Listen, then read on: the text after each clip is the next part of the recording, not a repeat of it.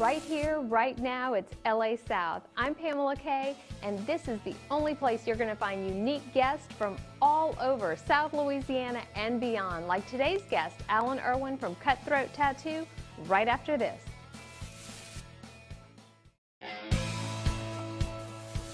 It's been said that there are two groups of people in this world, those who have tattoos and those who are afraid to get a tattoo. Well, after you meet Allan Irwin at Cutthroat Tattoo, I think that's going to change. It will change to say there are two groups of people, one group that has tattoos and the other group that doesn't have a tattoo yet. Hey, how you doing? Welcome to Cutthroat Tattoos. My name is Allan. Thanks for coming in to see us today. I like to say I kind of got into it by accident, really. I was getting a lot of tattoos by one particular tattoo artist, and I kind of made friends with him, and just kind of luckily for me was able to hang out at the shop a lot as a friend. And one day I said, you know, you should teach me how to tattoo. I think I could help you. You look like you need the help, and it looks like something I could do. And they said, no, I don't think so. And I said, well, you know, that's cool. I mean, you're the professional. I don't know. You make it look so easy.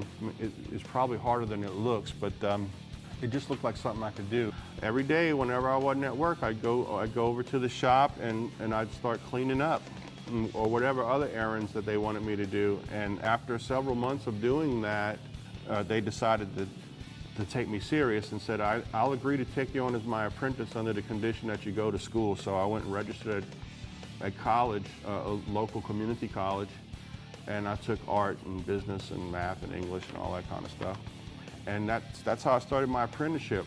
Even though I've been tattooing for 26 years, I still like doing little things like, you know, roses and stuff like that. I could do little tattoos all day long. I don't have a problem with that. Some tattoo artists tend to get a little snooty as they get into the profession after a while and say, I'm not doing little silly stuff like that because it's beneath me. I want to do real art. Well, it's as real as you can get. It's permanent, you know what I mean?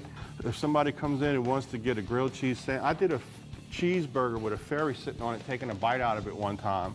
And I thought that was one of the funniest, coolest kind of little tattoos that I did. If somebody came in and said, I want a dolphin with a unicorn horn and Pegasus wings flying out of the top of my pants, I'd think that that'd be hilarious and I'd want to do it. I've done like the little cartoon character of a guy pushing a lawnmower, cutting with like somebody's bald on the top, but they just got a little bit of hair, so they got the little guy pushing the lawnmower like he's cutting the hair off. You know, little cute things like that. If somebody comes in and they're younger and they don't have visible tattoos and they want to get a tattoo on their hands or their face, like an 18, 19, 20-year-old, something like that, and they're not already fully sleeved and they want to get a tattoo on their hand or their face, I'm really going to try to talk them out of that, because, you know, it might be cool right now, but you have no idea where your life's going to take you, and having a tattoo on your face or your hands or something may prevent you from getting a job later in life. And if you're only 18, 19, or especially if you're 16 or 17, I'm not going to do that. But the bottom line is, if I sit here and tell you, you really don't want to put this on your face like that, have you thought about the fact that it may preclude you from getting a job later in life? And if they say, I really don't care, dude, you're not my daddy, I got the money, this is what I want, ultimately I'll probably end up doing it, because if I don't, they'll just go to the guy down the street and get it, and it's better that I make the money than somebody else make the money. So at least if I do it, I know it'll be done right, but I will try to talk you out of it. I had a mother and daughter come into the tattoo shop I was working at the time, and the girl was about 15 or 16 years old, and this was really a long time ago, and they came in together, and the vibe that I got when they came in was that the daughter wanted a tattoo, but the mom really didn't want the daughter to have the tattoo, but she was just so tired of the daughter yamming man about it that she just gave in and said, all right, fine, I'll take you.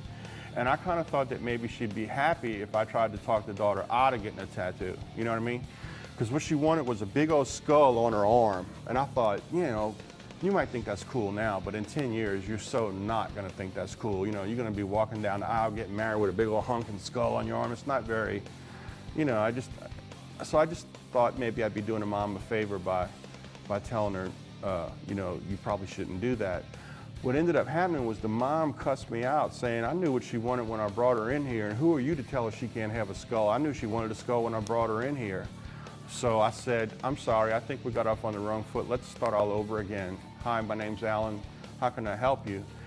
She wants to get this skull on her arm, and I said, get out. And what ended up happening behind all that, though, was a couple of months later, out in the parking lot, I found a shoebox tied up with twine, and out of curiosity, I picked it up and opened it up, and it was all kind of voodoo stuff inside. Those people, whether it was the girl or the mom or both together, whatever, were so upset with me refusing to do the tattoo that they put a voodoo curse on me. Had a little doll that was supposed to be me with pins in its hands and all kind of stuff. Over the years, I've taught several people how to tattoo, and probably the first 3 people that I taught how to tattoo, I think, have done the most with themselves. The first person I ever taught how to tattoo was a guy named Yancey Miller. And then the next person I taught how to tattoo was, his name's Andrew, but everybody knows him as Drew. And then there's another guy named Court Chatinier. And the last I heard, Drew was in Austin and Court was working out in LA. So they've all done really well for themselves and, you know, moved on beyond what I could teach them. I mean, I'm not saying that I taught them to be the artists that they are, but I taught them the mechanics of tattooing. And it was the same thing for me when I learned how to tattoo. You know, that you can only, your mentor only can teach you so much, and then it's up to you as an artist to use those basic building blocks and tools that you've learned in order to express yourself artistically through the medium of skin, you know. And you know, these people have thrown themselves into their work and have done quite well, and I'm very proud to say that I've taught those people how to tattoo.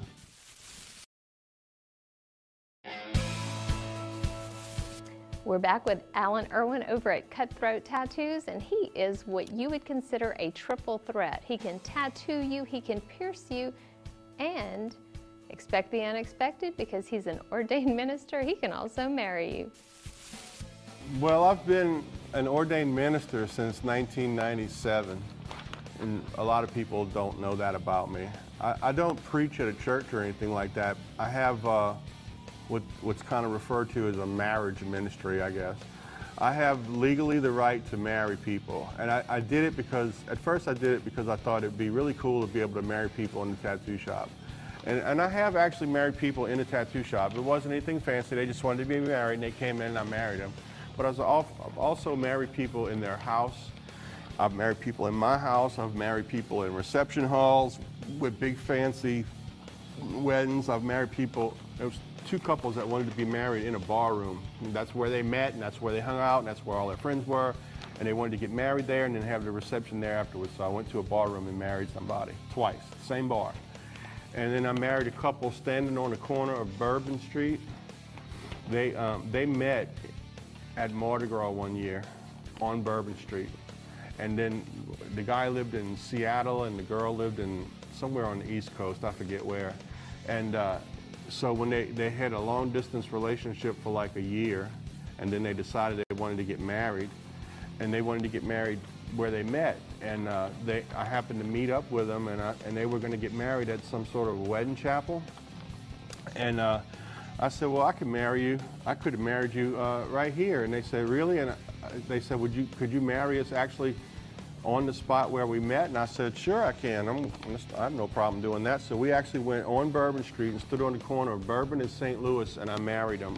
And they signed their papers on top of the garbage can. It had 2 complete strangers act as their witnesses. A guy that I met through a sort of a niece of mine. And he came in to see me and said he wanted to get a tattoo on his back. And I said, well, what do you want to get? He said, I just want a picture of Jesus, the face of Jesus. So he said, I want it right in the middle of my back. And I said, are you sure you want to do that? Because it's right in the middle of your back. You don't want to like maybe just put it on a shoulder blade or something? That's what I want, just the Jesus, and that's it. And I said, well, all right, you know, if you're sure it's what you want. So I did it on him, and after I did the face of Jesus on him, he plays a lot of baseball at like local playgrounds, you know, and he was showing people the tattoo that I did on him, and he got so much good compliments off the first tattoo that I did on him that he came back and said, man, I really like all the attention, I want you to go ahead and do my whole back now. And I said, well, what do you want to do with it? And he said, I don't really know for sure what I want to do. I just know that I want my whole back covered. Can you suggest any ideas to me? And I said, well, considering this right after Hurricane Katrina, I've really kind of been wanting to do something that's got to do with that. And you live down in Plaquemines Parish, which really got wiped out by Katrina. So why don't we try to do something as a commemoration of surviving Hurricane Katrina? He said, yeah, that sounds awesome. So I came up with this concept of doing the skyline of the city of New Orleans, and you know, the two twin bridges that cross the river, and the two hurricanes, Katrina and Rita, coming in, and it has two angels at the top, and it has like the parting of the storm clouds with the rays of light coming through after the storm's over with, and it says, from destruction comes rebirth, and the sky's the limit, and it's got New Orleans, and it's got bunch of fleur-de-lis carved out of stone at the bottom with waves crashing through it all. It's really pretty elaborate. And it took me about a good 25 hours worth of work over about a 9-month period to do the tattoo.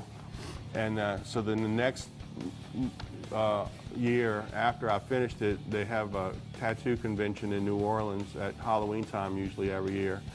And so I took him to the convention and entered him into the contest, and I took second place at that time, which was really a big accomplishment because I missed out on first place just by a few points, which is really pretty good.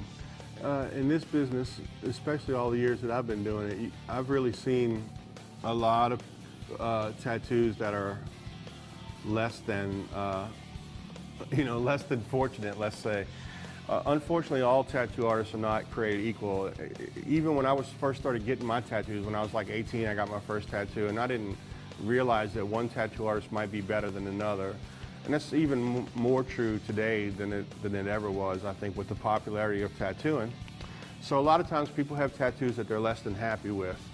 And you don't have to necessarily spend thousands of dollars to get it lasered off or something like that. And you don't also have to live with it for the rest of your life. There is something that you can do. You can come and see me and I can fix it for you. We can either cover it up with something new and completely different so that you'll never know that you had this other tattoo that you're not happy with, or we can maybe fix it and repair it and give it new life, which is what I'm trying to do right here, and make it look better than it ever looked the day you got it. So there's a couple of options there. But I would caution you to be very careful, because when you're doing a cover-up or a repair, you generally have one chance at that.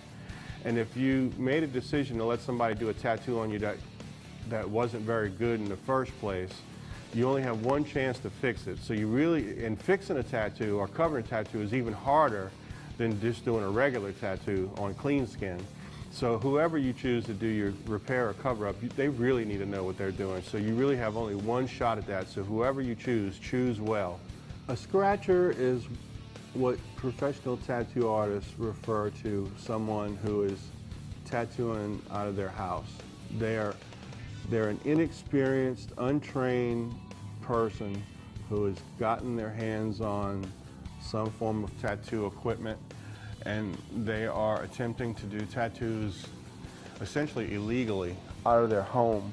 They're untrained, so they're not clean. They don't know anything about cross-contamination or sterilization or anything like that, and they don't know what they're doing tattoo-wise. So when they tattoo people, the finished product looks like they just scratched something on somebody with a rusty nail or something. That's why they call them scratchers, because they're just scratching people up. Well, I'm trying to decide, do I want a Maryland piercing or do I want a sleeve? Choices for me, but the only choice for you is Cutthroat Tattoos here in Broussard.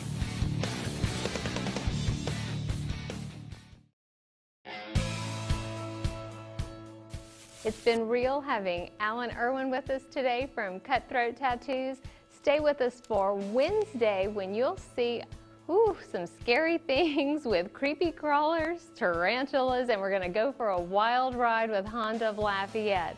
Remember, no matter where you are, no matter what you're doing, you are LA South.